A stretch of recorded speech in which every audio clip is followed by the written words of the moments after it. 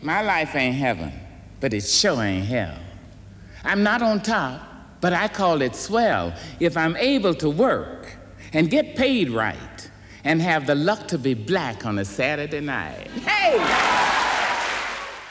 I've got the children to tend, the clothes to mend, the floor to mop, the food to shop, then the chicken to fry, the baby to dry. I got company to feed, the garden to weed. I got the shirts to press, the tots to dress, the cane to be cut. I got to clean up this hut, then see about the sick, then the cotton to pick. Shine on me, sunshine.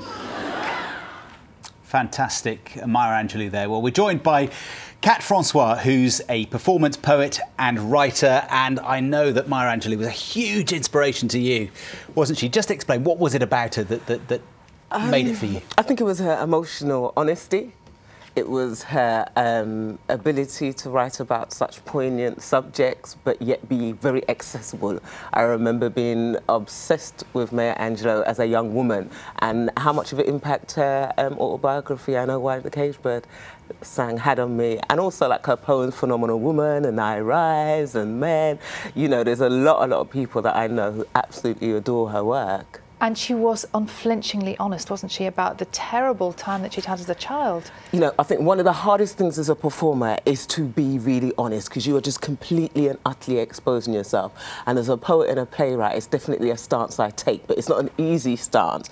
But I think, you know, you owe it to your audience to be able to open up like that. And she did, and she does, and it means people have been able to relate to her work. We saw her there with Bill Clinton. She spoke at his inauguration when he was first elected president. She became part of the establishment in America, really, didn't she? Yes, she did. I mean, you know, you can't ignore someone with that amount of talent and with such important things to say.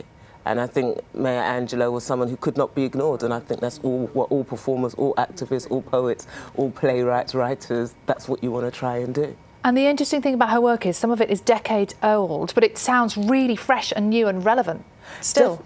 Definitely. I mean, I Know Why the Cage Bird Sings, that was written in the 60s. I must have picked it up in the 80s, but it's still relevant. I could give that to a young woman now and it would still resonate. And I think that's the sign of somebody who is a good writer. I mean, you're a performance poet yourself. You were performing last night. Yes. I mean, if it wasn't for her, do you think you would be doing? Do you think you'd have been inspired to become a poet? Do you think you'd be doing what you do now? I don't know. I mean, I found out like half an hour before I had my afternoon show yesterday. I'm not going to lie. You know, I did shed a couple of tears. It was really emotional. But I actually went on the stage and I announced to everybody and I said, I'm going to dedicate my 2 shows about my great-grandfather's first cousin, raising Lazarus, fighting in the First World War, because yes, she is one of the very reasons why I wrote this play. She is one of the very reasons why I was even on the stage yesterday. So it was just like a spine chilling, really, when I found out and I had to go on the stage and perform.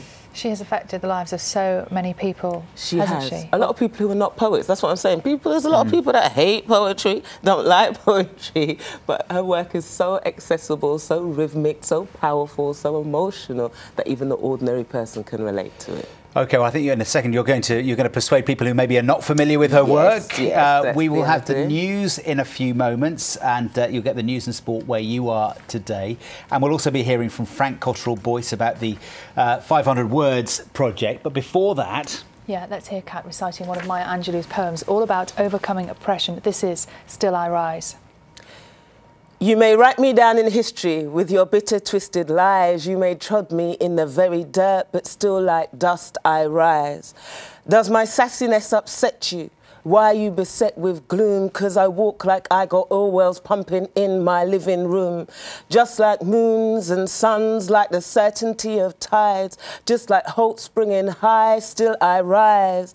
Did you want to see me broken? Bowed head and lowered eyes, shoulders falling down like teardrops weakened by my soulful cries.